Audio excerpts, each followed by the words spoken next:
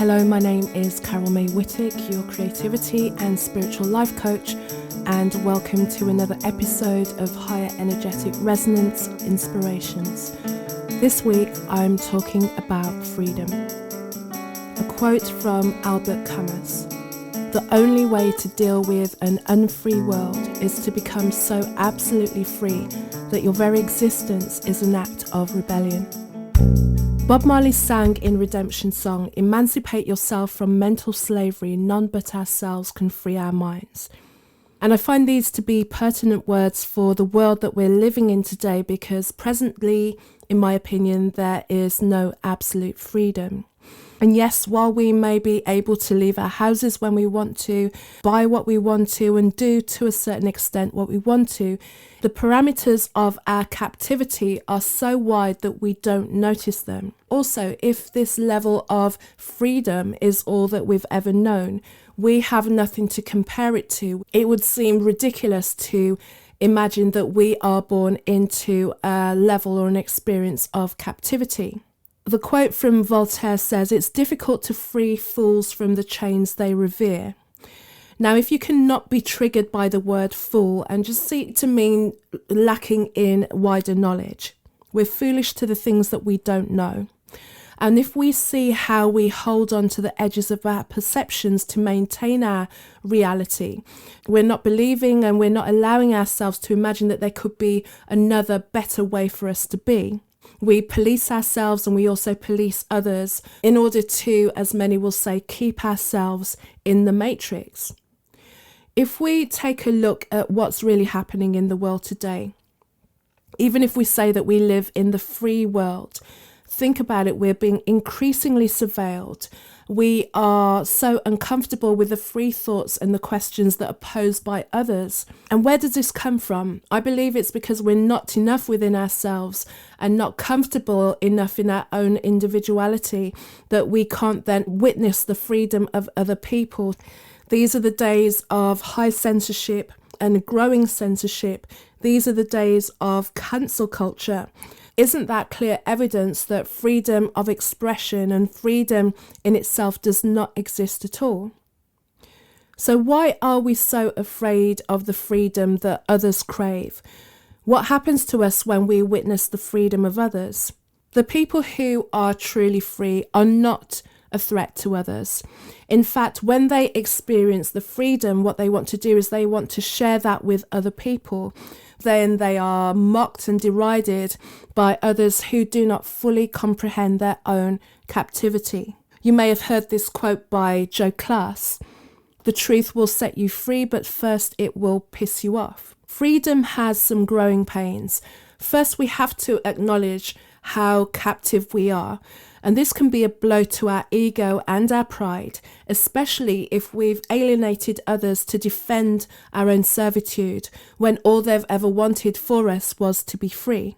If you can overcome that, if you can go into a period of forgiving yourself for not knowing what you didn't know and seek forgiveness from those that you hurt, your freedom rests on the other side of that discomfort.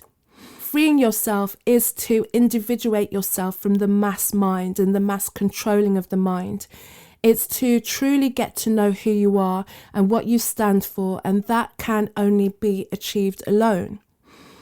To be free is to put yourself on the road and on the path that you often derided others for. It is painful, it's lonely, it's confronting. You face all the darker aspects of yourself, but it is so worth it.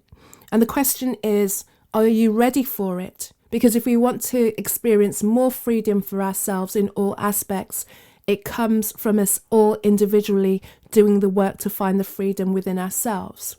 On the other side of that is creative freedom.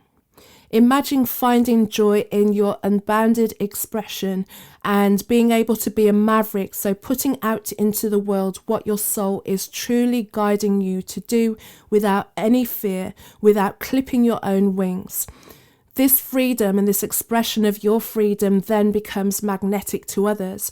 If you want to be an inspiration to others in your life, maybe you have children, a partner, and you really feel the desire to change, the change starts with you exploring the freedom within yourself and expressing that freedom. And then it comes to that spiritual freedom. The spiritual freedom is then discovering ourselves beyond the things that we've ever been told that we are. Are you ready to realize the expansiveness of your being? Are you ready to experience the power you really hold beyond what you've believed yourself to be? For us to make the changes that we want, for us to break out of the boxes and the division that's happening in this world, this comes to our own freedom. And if you're feeling the call and the pull, then this is the work for you to do. From Elizabeth Lesser.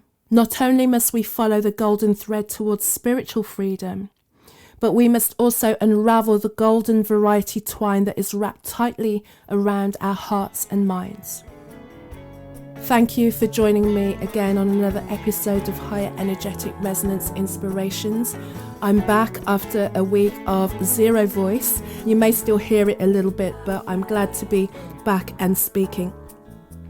If you've enjoyed this episode, if you feel that there are other people that would benefit from the information here, please share the episode with them. And also, if you're enjoying it, leave a review. I'd really love to hear what parts of Higher Energetic Resonance Inspirations resonate with you. If you want to find out more about me, you can do so on my website. It's carolmaywhittick.com, carolmaywhittick.com. Find me on Facebook and on LinkedIn under Carol May Whittick, and Casmic, CAZMICK, on Instagram. Until the next episode, be free. Take care. Bye-bye.